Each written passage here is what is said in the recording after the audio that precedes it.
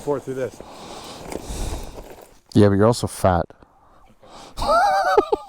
When the club tells you that they groomed the trail last night and they actually did, friggin' mint! Right. Oh yeah, there it is. Yeah. Broken.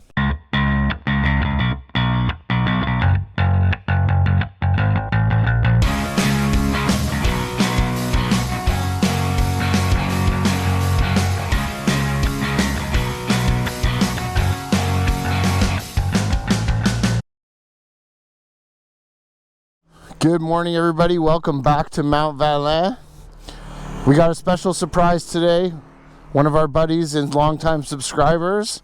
Say hi, introduce yourself. Hi, my name is Frank. I'm from Quebec, and I came here to ride today with the guys. Yeah, he's awesome, man. He's been following us for a while. Big supporter of the channel, so it's pretty cool to get up here and be able to hook up. So he's going to stay with us for the week. We're going to do a little bit of riding up here. We also got some friends too from North Bay, Ontario next to us, and this entire place at Destination Mount Valin is going to be packed pretty soon. What's going on there, Jess? Oh, you know, another day in paradise. Going to do a little riding today? Maybe a little bit, not too much. Taking it easy. Yeah, today's just a chill day. We're kind of just hanging out. We're going to do probably a little tour to Onatchiway today and go check out their trail system. They've got like a private network of trails, about 120 miles. Should be pretty cool. So as you can see, this trail wasn't groomed. Definitely mobiled out pretty bad. It's a local trail. We're actually, we headed north on the 93. And then once you get basically as high as the 93 goes before you start heading east towards Chappelle, there's a local trail that cuts off to the left that takes you to the 373. And the 373 is going to take us into Onatchiway. Yeah, really taking the suspension through its paces here. So when I say this is mobiled out, I wasn't kidding. See how my Gatorades tear in my bag. Hopefully they don't explode everywhere. And my sled just got out of break-in this morning at around 685k. I don't remember it taking that long. I think my last sled it was like 520 that I was out of break-in, but this one seems to be taking longer, which is weird. I think it's because it's based on the amount of fuel you put into it, I'm pretty sure.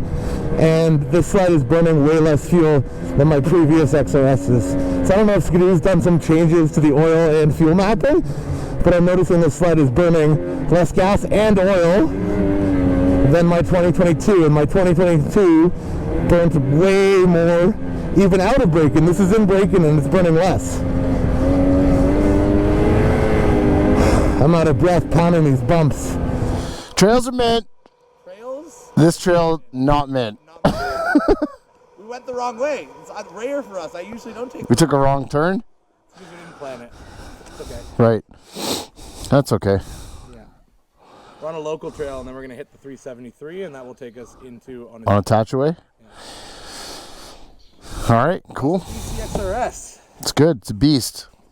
Looks like a beast. It's I have to adjust the belt on it though. I'm only getting like 7,800 RPMs. A little bit? Hmm? You soften the suspension? Yeah. Better? Yeah. Much better. The other day was a rock. Yeah, because I could not pound through bumps with it. It's much better. I didn't get to one adjustment, I think. I got to get right underneath the clickers? Is that what you the clickers, yeah.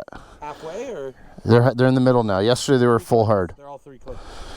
Yeah, except I couldn't get to the bottom one on the back shock because it was covered in snow. That made a huge difference. Yeah. Massive difference. I'm so happy they did that with 3 adjustments. Yeah, me too. Makes it easy. Complaining, they say they 22 clicks. They want to have more adjustment, but no, you don't need it. Yeah.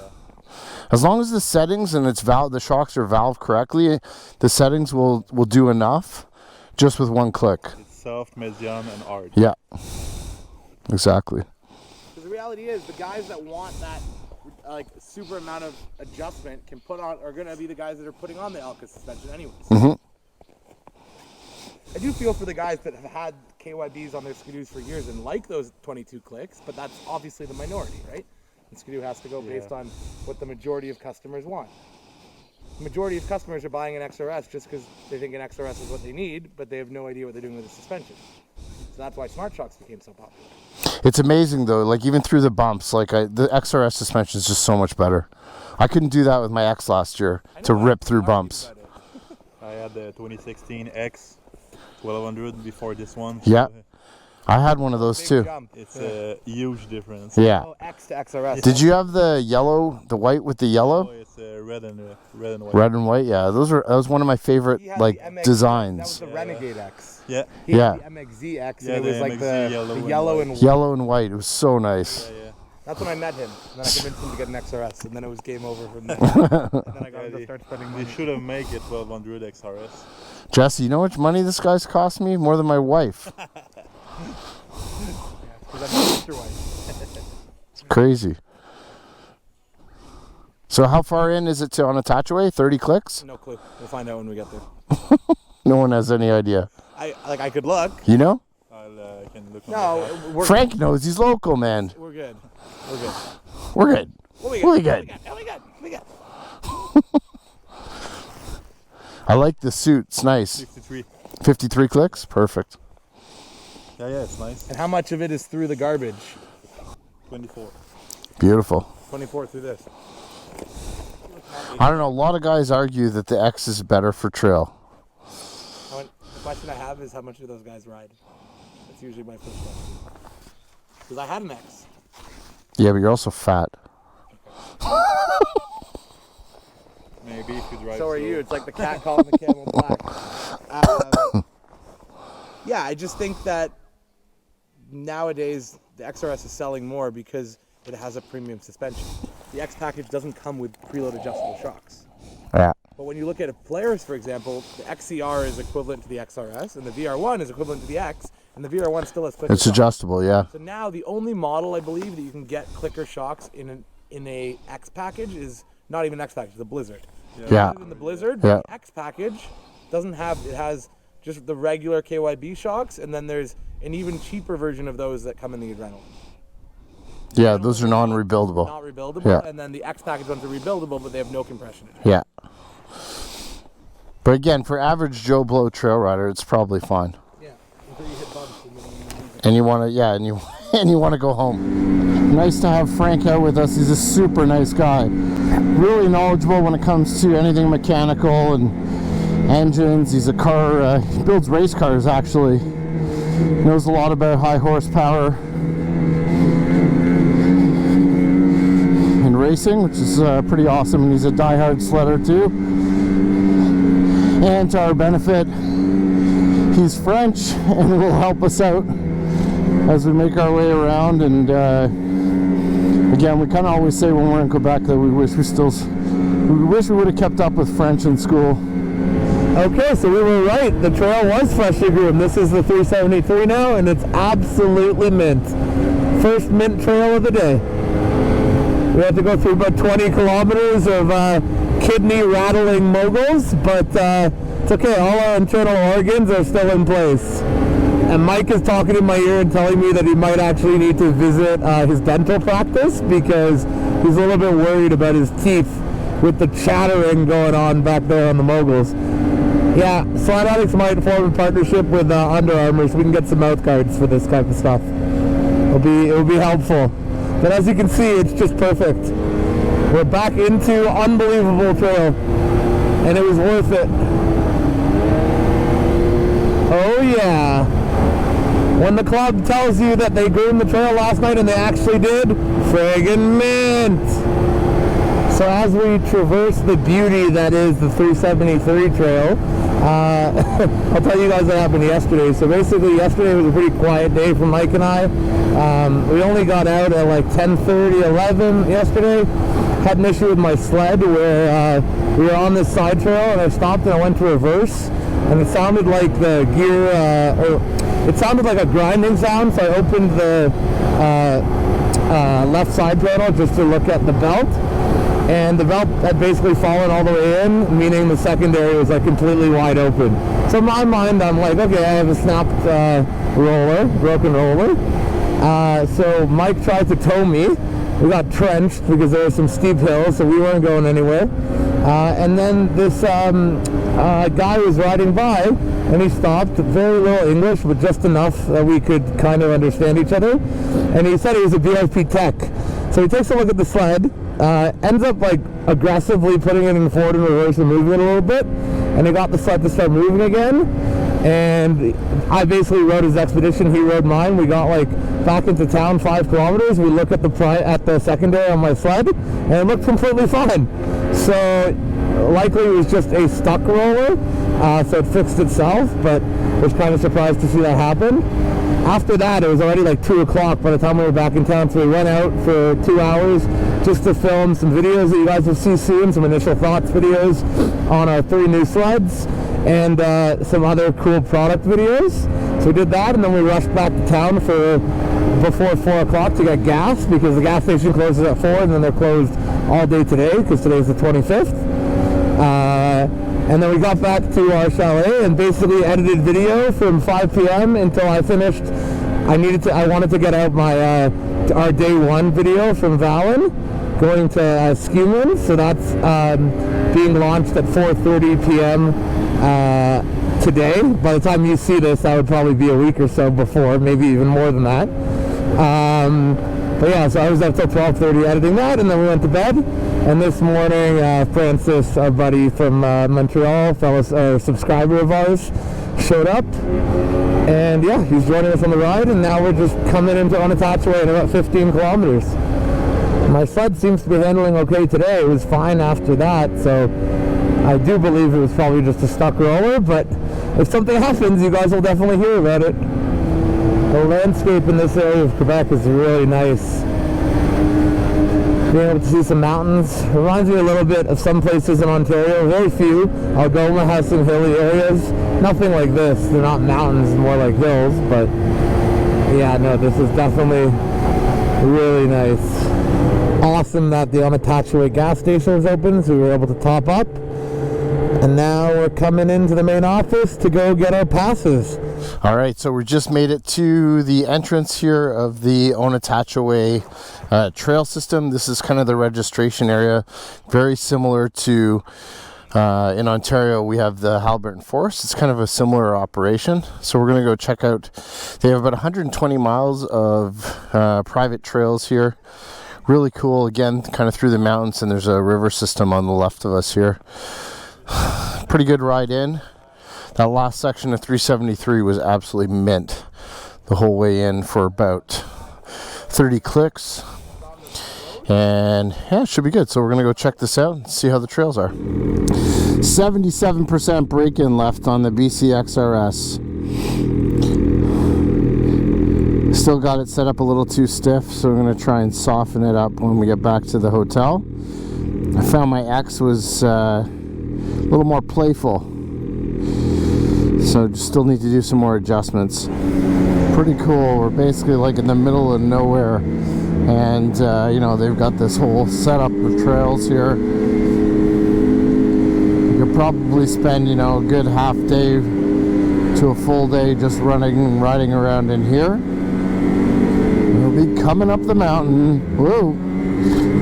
So it's nice because this gives us just some other options, just because again the conditions out here have been pretty low snow and not as much as open, so the fact that they've got this private system here just gives us more trail options to ride while we're up here for the week. And so far so good. It's pretty good in here. Kind of climbing up and, you know, in through the mountains. And like I said, the trails are all privately groomed, so they're in really good shape. A little bit more snow up here now that we've climbed up a bit. Just gorgeous. Wow, it's great through here. Friggin' awesome. Lots more snow over here. That's why they're so lucky, man, just being in the elevation. They've got the once you get up higher, obviously, you just got better chances for snow. It's very similar to the Halberton Forest. They've got like cottages and cabins and stuff, and they have those like teepee huts you can stay in. Really, really cool setup. The main trails are a little bit icy in sections, but this goes considerably further north than any of the trails in Valin, so I imagine the snow will get a little bit more as we continue to head north, because we're only right now about 2-3 kilometers outside of base camp. Francis was telling me he thinks this is actually the only private trail system in Quebec, so very similar to Ontario. Halliburton Forest is really the only private trail system there as well. And the main FCMQ trail comes in here, same way Trail 11 from the Halliburton County Snowmobile Association goes into the Halliburton Forest, so it's kind of funny. Looks like there's a bunch of people sledding in here pulling toboggans, because there's just lines everywhere, and I know that the groomer has a drag. It's not a tiller, even though it might look like that. And they charge, I think, $65 a day to come in here. It's $65 for a 1 to 3 day pass, and if you decide to come for a 4th day or 5th day or 6th day, it's $10 extra per day. So super reasonable to get basically just over 200 kilometers of private trails that get much less traffic, just because it's a separate pass. I was going in the old video last time and I saw the one where Jesse forgot to tighten your gas My cap. gas cap? Yeah. Just spending some time trying out Frank's Gen 5 900. Basically, it's the exact same sled as Mike's. This one just doesn't have smart shocks. First thing I'm noticing off the bat is just really heavy steering, which doesn't surprise me. I'm not sure how he has the sled set up, but I do know these are the stock skidoo carbides. It is definitely a really planted sled. My sled, like my 850, is more likely to lift a ski than this, but I find this really heavy in the turn, so if I was riding tighter trail, I'd probably get tired. The other thing I've noticed, which is interesting, is the seat on this sled. So when they put the 900 in the Gen 5 this year, it's not the same seat that was on the Gen 4 900s, like our mock, which we said was a really soft seat, and we didn't like it, and we switched the 850 seat on it. This sled, the seat is much more similar to the 850 seat. Good?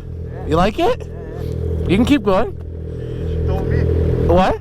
She told me to go see that. To go this way? Okay. So go.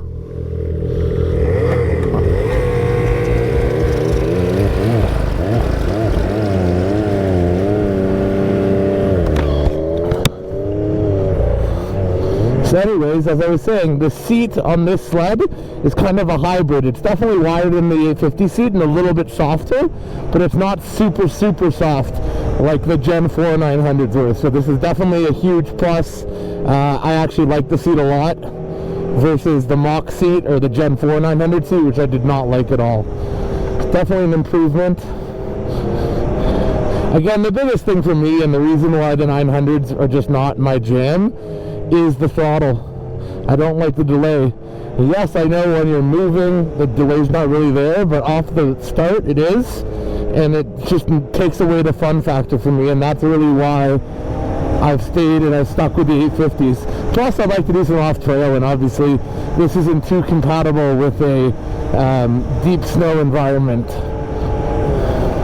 But it does ride really nice. I can't argue with that, because it is an XRS.